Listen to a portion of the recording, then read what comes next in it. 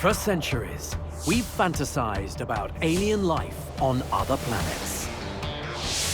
And because life as we know it needs water, we imagined seas on the moon, rivers on Mars, and lakes beneath Europa's icy surface. So far, we've discovered only dust, except on this watery blue marble, where inner space hides creatures as weird as anything extraterrestrial. There are oceans of oddballs, with strange shapes, strange rituals, and strange bedfellows. Right here, in Earth's own alien abyss.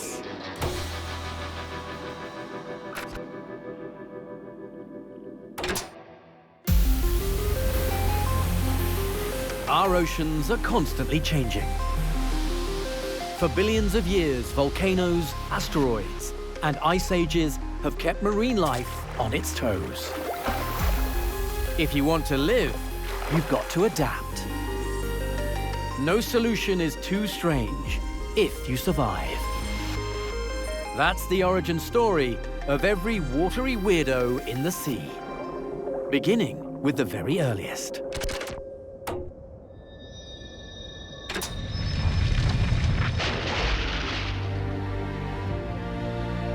We've had life in our seas for 3.5 billion years.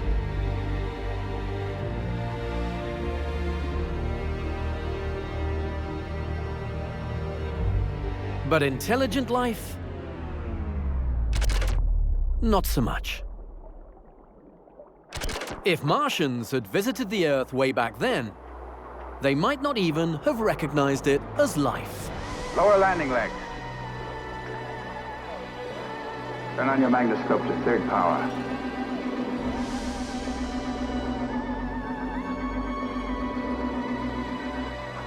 How primitive.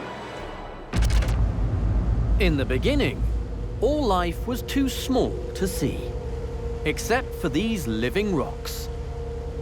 Hello. Take us to your leader. These are Stromatolites, the oldest surviving life forms on our planet. Colonies of bacteria that have been around for 3.5 billion years. They don't do much, except survive.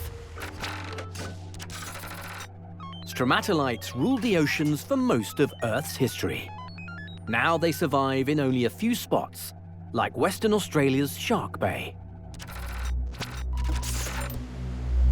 The bacteria cells stick to each other and the seafloor with mucus. Sediment gets stuck in the mucus too and starts to smother them. The bacteria live by photosynthesis. They need sunlight. So they migrate upwards, out of the muck and into the sun, building rocks at 0.5 millimeter per year. Stromatolites and other single-celled creatures had the sea all to themselves for about 3 billion years. But eventually, bigger things came along. Things that liked to eat them. Thus began the familiar food chain.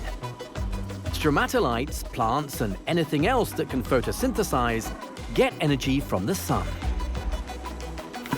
Herbivores like this dugong come along and eat them. Then carnivores come along and... yeah, you don't want to see that. Back to the Stromatolites. Sadly, most of them got eaten by things like sea urchins. But a few survived thanks to their one superpower. They can live in extra salty water. That's why today, you'll only find Stromatolites in tidal pools, which, thanks to evaporation, are twice as salty as the sea. Too salty for their enemies. The march of evolution was tough on single-celled creatures, but it made life on Earth a lot more interesting. It gave us weird beasties like the red-lipped batfish and the tasseled wobbegong.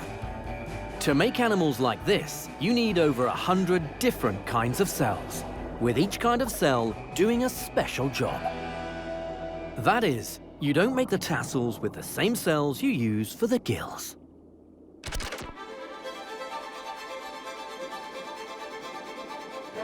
The very first animal to crack the multi-cell formula was this. No, not the frogfish. That's hundreds of millions of years in the future. The thing he's pretending to be. The sponge.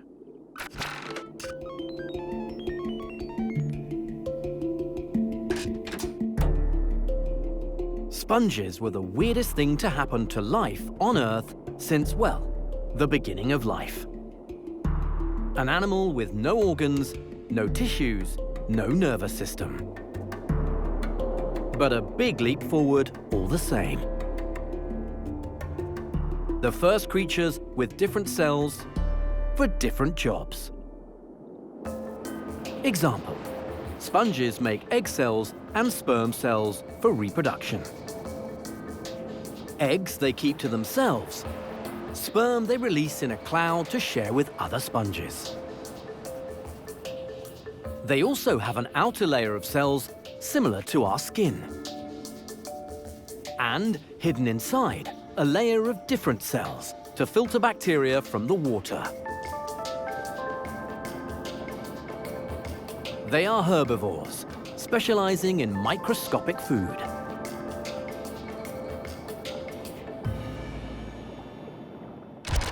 Jellyfish are some of the first multicellular creatures to turn their attention to hunting. The challenge is how to hunt with a body that's 95% water. The solution? Keep it simple. Their bells are a jelly held together by thin membranes. A ring of muscles around the bell contracts to force out water. The first jet propulsion system. But their biggest innovation, microscopic, neurotoxic darts. Nomura's jellyfish is king of them all. Arguably the largest jellyfish alive. It's the size of a fridge. Nomura's jellyfish plies the Yellow Sea between China and Japan, always searching for food. This giant beast is stranger than most. It has hundreds of mouths, all over the big feeding arms below the bell. Its little fishy friends are safe though, as long as they avoid the many long, thin, stinging tentacles. Nomura's mouths are only 1 millimeter wide. Only zooplankton, teensy tiny floating animals fit through. But every one of them gets stung first. It's mass murder on a microscopic scale. If gelatinous stinging aliens freak you out, get ready for some bad news. Humans are doing everything we can to make more of them. We pour nutrients into the sea, creating plankton blooms.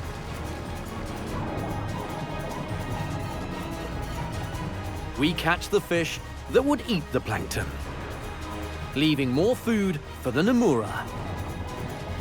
We've given them an opportunity to launch an alien invasion numbering in the hundreds of millions.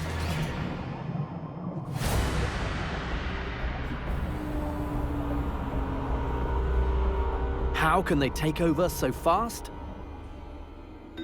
Jellyfish can clone themselves. Their larvae attach themselves upside down to the sea floor. But they don't just grow up to become one adult. Each larva creates many identical copies of itself. In just one generation, they can launch a clone army. If conditions are favorable, and they are, the jellyfish population explodes. If this sounds terrifying, this type of thing has happened many times in Earth's history. 500 million years ago, there was such a massive burst of life that we named a time period after it. The Cambrian Explosion.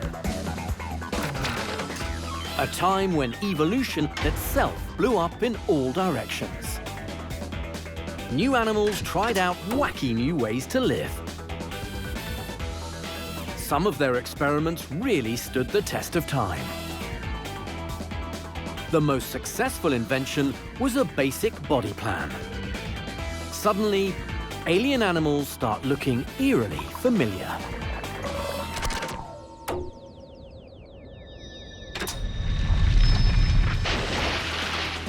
Meet the bilaterians. A big word for animals with a top, a bottom, a left, and a right. Essentially, anything that's not a sponge or a jellyfish. Bilaterians include dugongs, remoras, scuba divers, and sharks. Sharks have been around for 350 million years, in a form we'd recognize today as Sharky. You know the drill. Nasty teeth, slicing fins, dead eyes, and that streamlined torpedo shape. But one design is just plain weird.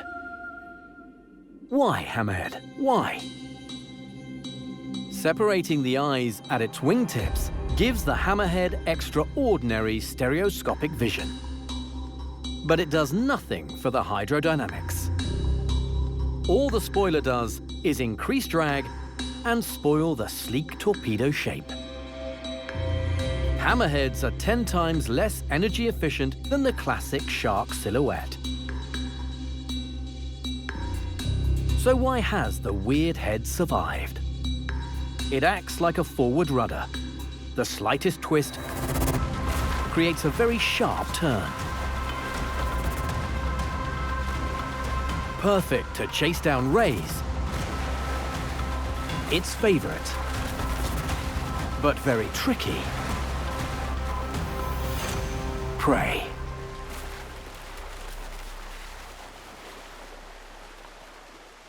But the strangest shark of all has almost given up on swimming. This is the epaulet shark. Its other name is the walking shark. The ones living on Australia's Great Barrier Reef have developed extraordinary abilities to dice with death. Their home is shallow and highly tidal. It's easy to get stuck in a small pool at extreme low tides. The water temperature can skyrocket. Oxygen levels drop by 80%. The death zone.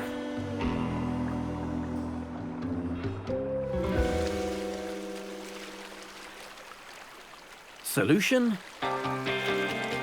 Just walk away. Fins with extra muscles and a greater range of motion are almost as good as feet.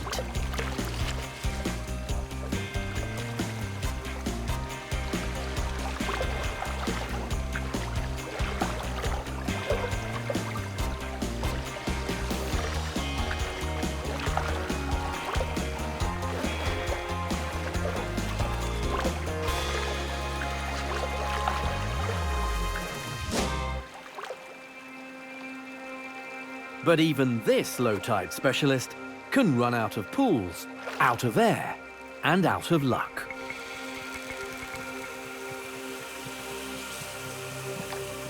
Now it shuts down much of its brain. Brains use a lot of oxygen. Heart rate slows, blood pressure crashes. Essential systems only, until tide comes in. Engage brain, and walk away unscathed. Back to the alien abyss.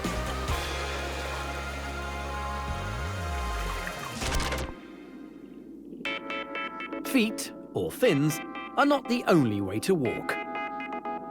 The seafloor abounds with many peculiar pedestrians. Animals have adapted all sorts of appendages to do the job. Sea stars have hundreds of tube feet, which are for breathing, smelling and tasting, as well as walking. Sea stars don't have brains, so every tube foot makes its own decision on where to go. It's a miracle sea stars move at all. And bristles can be legs too. Bristleworms are highly successful, with little more than a head and a whole lot of identical segments. The biggest bristle is the bobbit, a bizarre brute up to 3 meters long. You heard right. If you're swimming in Indonesia, beware of 3-meter-long walking worms. They're killers. The bobbit is too slow to run prey down, and it's oblivious to the ones that hide. But it has big ambitions.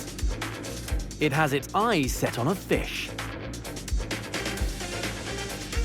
Wait, it has no eyes. How does a blind, slow-moving worm catch a fish? Watch. The bobbit burrows tail first into the sand and deploys its alien apparatus. 5 surveillance antennae tuned to any movement. Razor-sharp, spring-loaded mandibles primed. It's barely visible.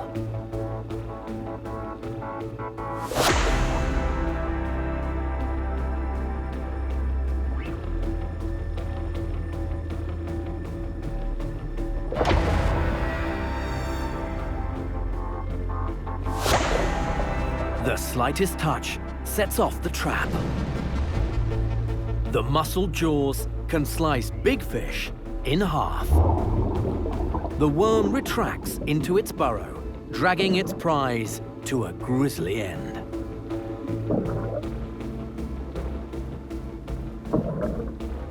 Compared to the ruthless bobbit, its cousins, the tube worms, are, well, feather dusters. They're bristleworms that have become builders.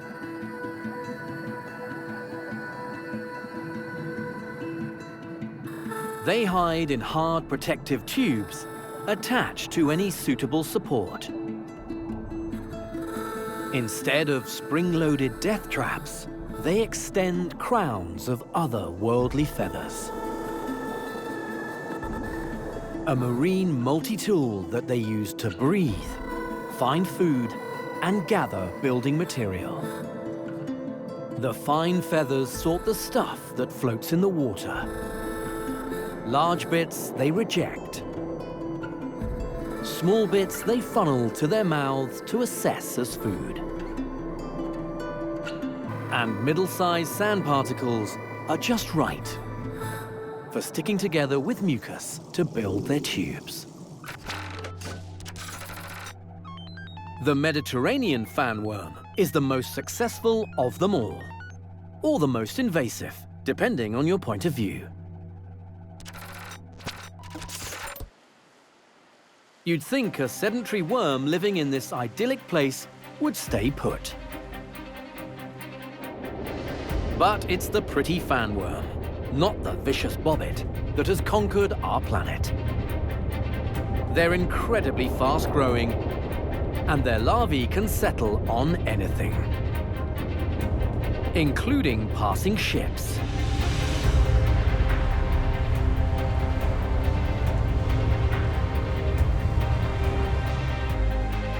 They've hitchhiked from the Mediterranean all the way to New Zealand, on the other side of the world, and taken over at 1,000 per square meter. Once established, they're almost impossible to get rid of, thanks to a few secret weapons in their quiver. They absorb heavy metals, like arsenic, from the seawater and concentrate it in their crowns to deter predators. Stranger yet, they have simple eye spots all over their feathery mouthparts. Any sign of danger, like the shadow of an approaching camera operator, and they retreat. Eyes. Now that was a useful development. All animal eyes have a common origin, going all the way back to the Cambrian. Starting as simple eye spots, they developed in many bizarre ways. From the relatively simple eyes of the scallop to the sophisticated compound eyes of the mantis shrimp. But the eyes of octopus, squid, and cuttlefish are out of this world. Maybe.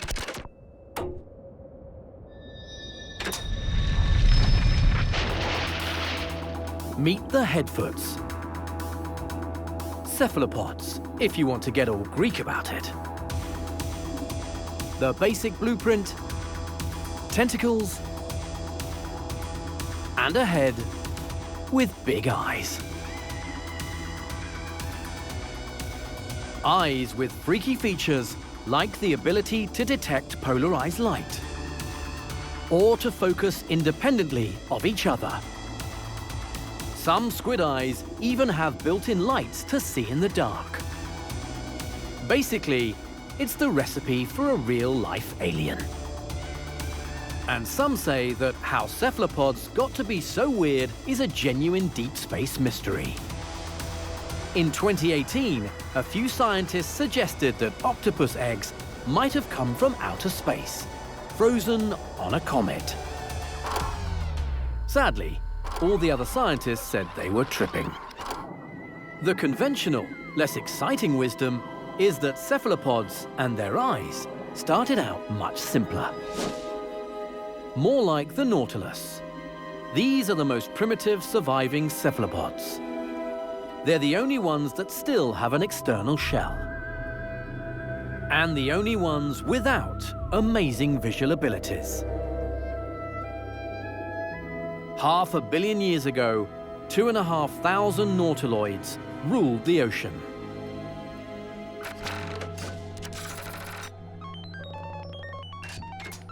Today, just 6 remain. The South Pacific's pearly nautilus is the largest. Like Captain Nemo's submarine, the Nautilus sinks by filling chambers in its shell with seawater. It can sink an impressive 800 meters before its shell implodes. But its eyes are much less impressive. They are open to the sea, with no lens or protective cornea. Unique in the animal kingdom, the Nautilus eye is basically a pinhole camera. The image that pinhole pupil creates is 400 times less bright than that produced by octopuses. But at least it was a start.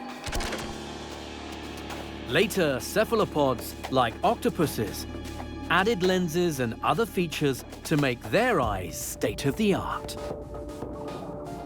They're a very different design to those of vertebrates, but just as successful. They don't have different color receptors on their retinas. Instead, they seem to see color by splitting light into its components with their strange horizontal pupils. And instead of changing the shape of their lenses to focus like we do, They move them back and forth like a camera.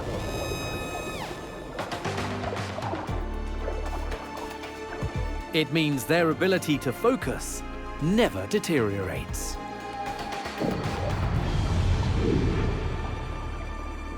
But great eyesight is only one reason that they're brilliant hunters. The other reason is their phenomenal brain, which is unlike any other on Earth. This is a run-of-the-mill common octopus. Its central brain has decided it wants to check out some other rock pools.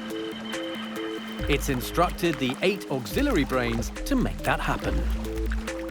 They're all working on the problem independently, one brain in each arm. 2/3 of the octopus's brain cells are in its tentacles. They may even be helping to process visual information. They could be seeing with their arms. One thing the octopus still can't do is breathe air. It's breathing from water stored in its mantle. It has 2 hearts dedicated to pumping blood to its gills. The 3rd heart supplies the organs. Maybe they really are aliens. Or just an incredibly over-engineered solution to the problem of how to kill a crab. In the oceans, problems are just opportunities waiting to be cracked. For some of the most alien life forms, no problem is too extreme.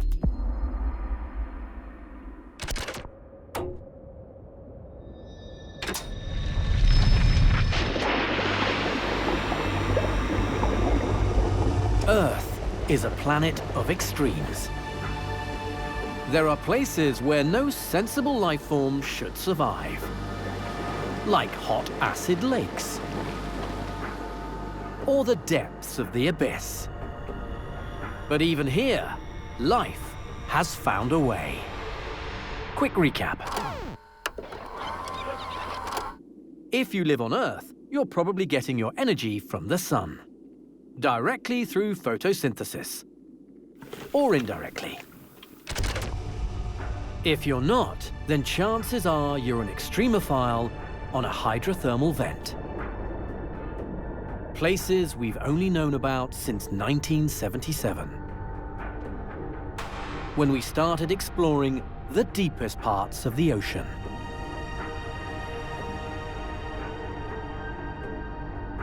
Everything down here is more alien. Even the octopuses.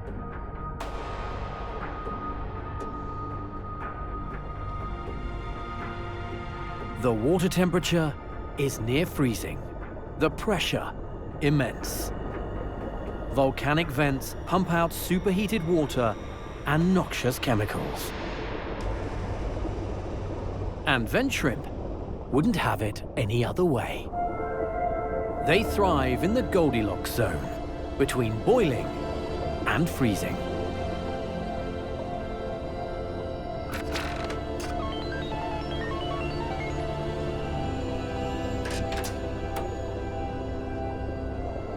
In fact, they're unusually active for deep-sea creatures. The question is, where do they get their energy? They get it from extremophile bacteria that use chemicals from the vents as their energy source. It's chemosynthesis instead of photosynthesis. The shrimp don't eat the bacteria. Instead, they receive nutrients directly from bacteria actually living inside their guts and on their gills.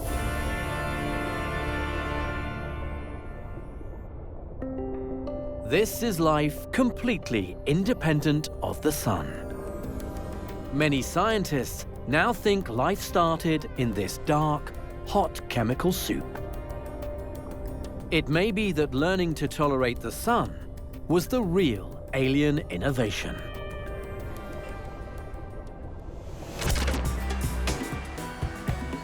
Off the coast of Taiwan, there are very shallow hydrothermal vents just below the surface.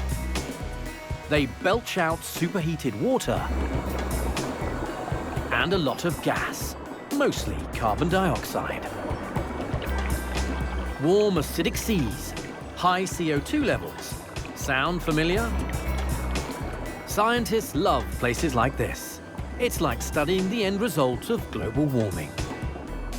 Life, on the other hand, hates it.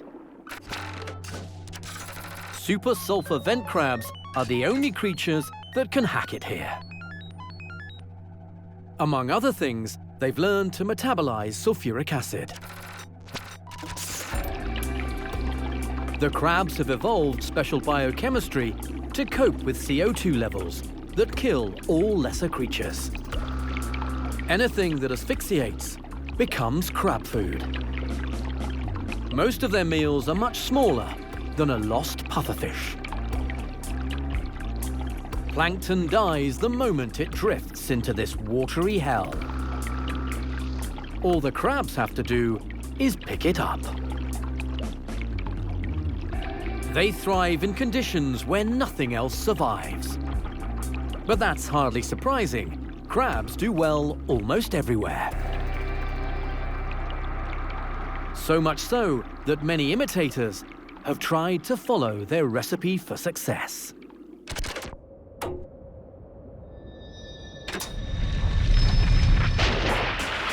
Crabs may look a bit like alien robots made from spare parts, but their sturdy design has stood them in good stead for 200 million years. With 8 legs, massive claws, body armor, 360-degree vision, and amphibious capabilities, they are the perfect planetary rovers. Maybe that's why nature has thrown up the crab body plan many times over. This is a crab. Crab. Crab. Not a crab. Crab. Crab. Not a crab. Yep, that's a crab. And not a crab. This porcelain crab is an extreme example of carcinization. That would be the tendency for crustaceans to become crab-like. Porcelain crabs are a family of squat lobsters, squashed up and flattened. King crabs are relatives of hermit crabs, which, by the way, are also not crabs. There are many advantages to being crab-like.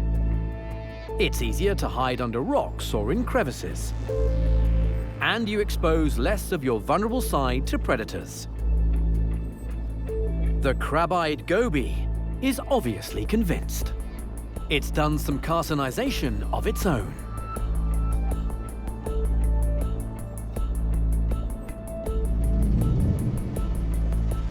But no defense is perfect.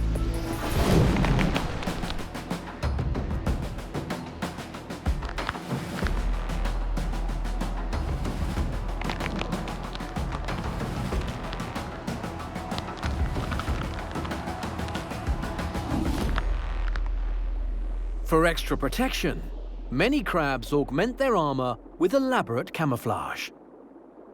Others carry defensive weapons. And the king of all crab-like things has become so big, no one bothers it. Coconut crabs are the world's largest hermit crab. Again, not really a crab. There isn't a shell big enough for an adult female to hide in. Instead, she has hardened plates for protection. She can breathe air through primitive lungs. So she has no need to return to the sea except to release the eggs that she carries under her tail. When they're ready to hatch, the ocean calls her back. She may be a landlubber at heart, but her offspring start life as beach babes. They'll have to take their chances with the tides.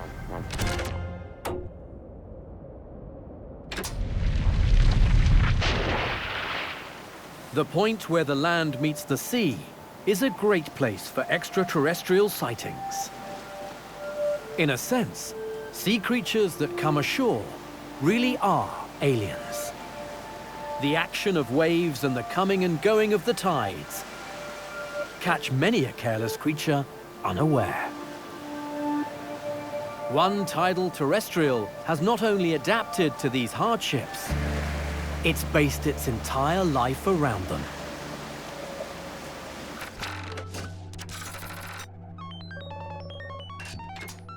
The finger plow snails of southern Africa are confirmed beach bums.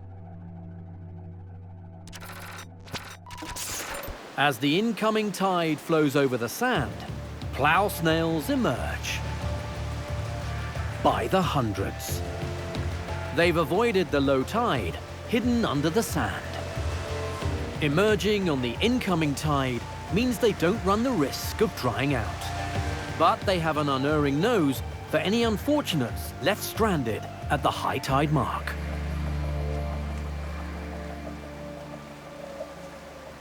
But how to get all the way up there, traveling at, well, a snail's pace?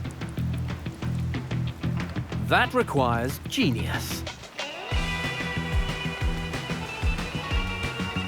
These snails have sails.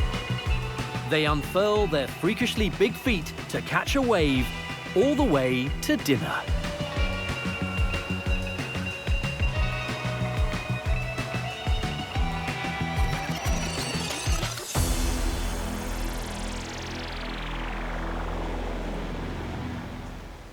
Time for a bit of alien probing.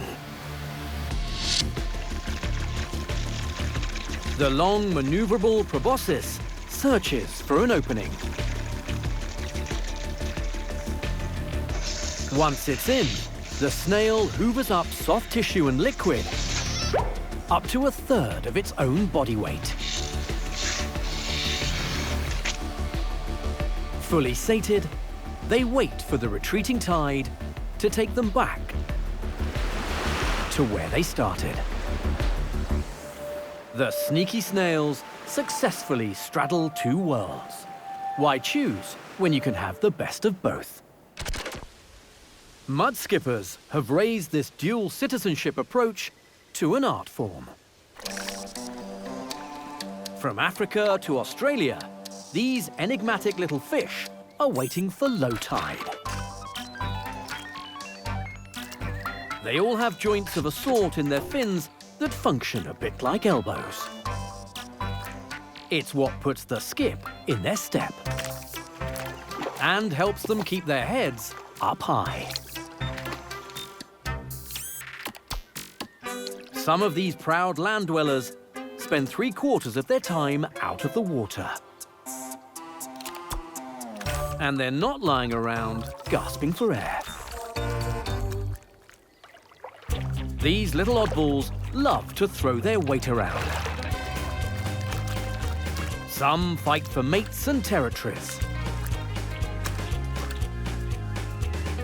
Some turn into formidable land-based predators.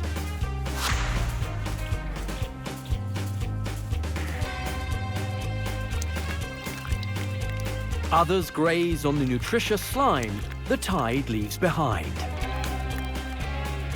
Lots of highly active stuff that uses up a lot of oxygen.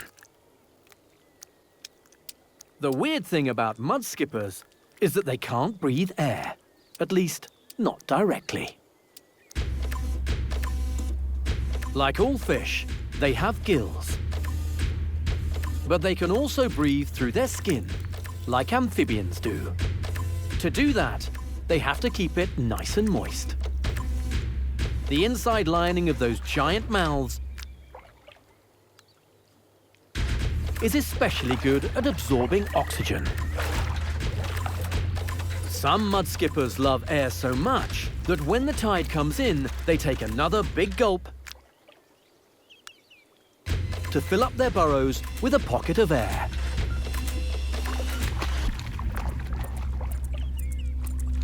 Incredible as they are, mud skippers have never really conquered anything more than mud.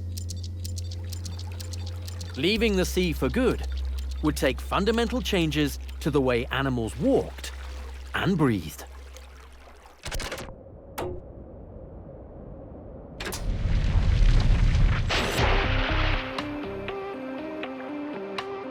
The first animals to take up permanent residence on the land were fish. Not the modern fish that we have today, but ancient animals called lobe-finned fish. The most famous is the coelacanth, extinct for 50 million years, until someone fished up a live one in 1938. The coelacanth is a fish with arms and may prove to be the link between man and his sea ancestors. We now know that the closest living relative of land animals is the only other type of lobe-finned fish, the air-breathing freshwater lungfish. Even today, you can see how its prehistoric relatives might have crawled up a mudflat. Paired fins eventually became the arms and legs of land animals. Lungfish do have gills, but their environment is often low in oxygen. Gills alone won't cut it. Lungfish must surface regularly to gulp fresh air at the surface. These strange fish have a pair of lungs very similar to our own. Of course, things were different when their ancient ancestors slithered out of the water. Today's lungfish face a problem their forebears never did. Land-based predators.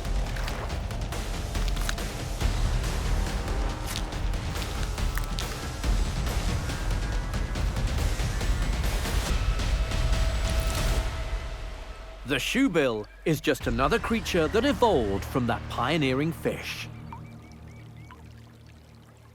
Once animals had conquered the land, there was only one thing left to do. Head back to the sea.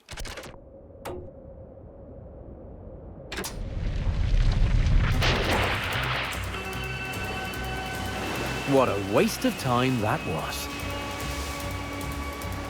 Yes, otters are the descendants of homesick landfish. 5 million years in the sea have given them webbed feet, paddle-like tails, and waterproof fur. But they wouldn't look out of place on land. The reason is that, in evolutionary terms, they haven't been back in the water all that long. Given more time, the transitions get a lot stranger than these oversized water weasels. Whales are most closely related to hippos. A penguin is a fat albatross with tiny wings. And the dugong is a cousin of the hyrax. But the animal voted least likely to succeed at sea lives here. The Galapagos Islands are famous for their bizarre animals. Blue-footed boobies, giant tortoises, tropical penguins. Charles Darwin, famous scientist, made his name studying the least interesting inhabitant, the finch. The coolest, most alien creatures he dismissed as, and I quote, most disgusting, clumsy lizards. The only thing he liked about these imps of darkness was that they tasted good. Harsh words for the only lizard to have reinvaded the sea.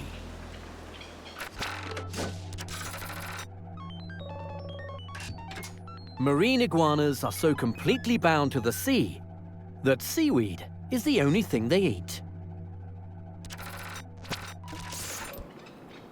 The bizarre thing is, they're not really much different to the neighboring land iguanas.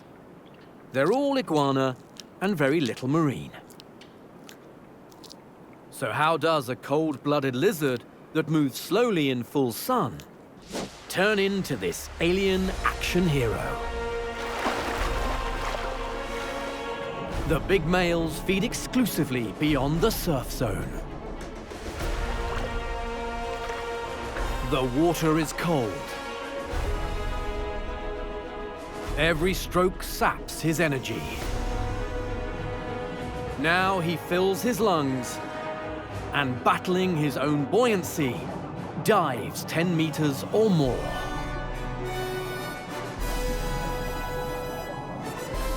Finally, food. Anchored with his sharp claws, he grazes quickly before his body freezes up. Underwater, they're not as stupid and sluggish as Darwin thought. The clever iguana times his return to the surface so that he has just enough energy in reserve to make it back to shore.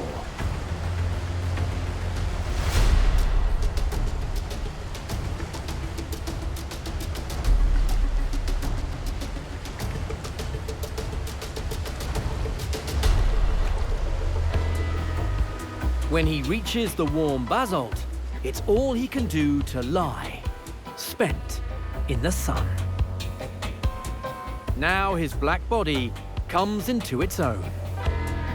It's important to get warm as fast as possible, because there's one last thing that makes these iguanas weirder than any alien.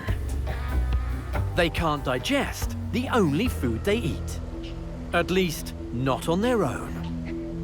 They rely on bacteria in their guts to break down the tough seaweed, and they only work when they're warm. He just musters up the will to sneeze out some salt, extracted from his blood by a special gland. Meanwhile, his land-based cousins haven't even left their cactus. The two species are so similar, they can breed to produce hybrids. Marine iguanas really are land iguanas with strange habits rather than strange features. Swimming. Compared to land iguanas, their toes are minimally webbed. Their tails only slightly flattened into paddles. Holding their breath? No special adaptations here. You can hold a land iguana underwater for an hour without killing it. Please, take our word for it. Both types switch to anaerobic respiration when the air runs out, even though land iguanas seldom need to. And this trick? Most lizards have salt-removing glands. In fairness, marine iguanas do have the best salt glands of any reptile. The amount of salt they eat would pickle any other lizard's kidneys. All in all, their adaptations are mostly behavioral. They time their excursions with the midday sun. They leave hot, come home cold, and spend the rest of the day recovering and digesting. Sometimes an alien is just a normal creature exploring a strange environment. It just needs one to take the plunge.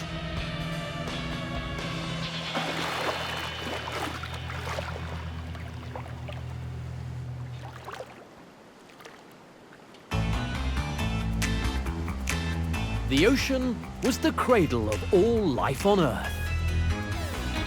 The place where fundamental new designs were first tried out. And it's still the place where some of the wackiest evolutionary experiments get tested. Animals will do anything to exploit an opportunity. You may end up as one of the ocean's oddballs. But when you win, no one cares what you look like in the alien abyss.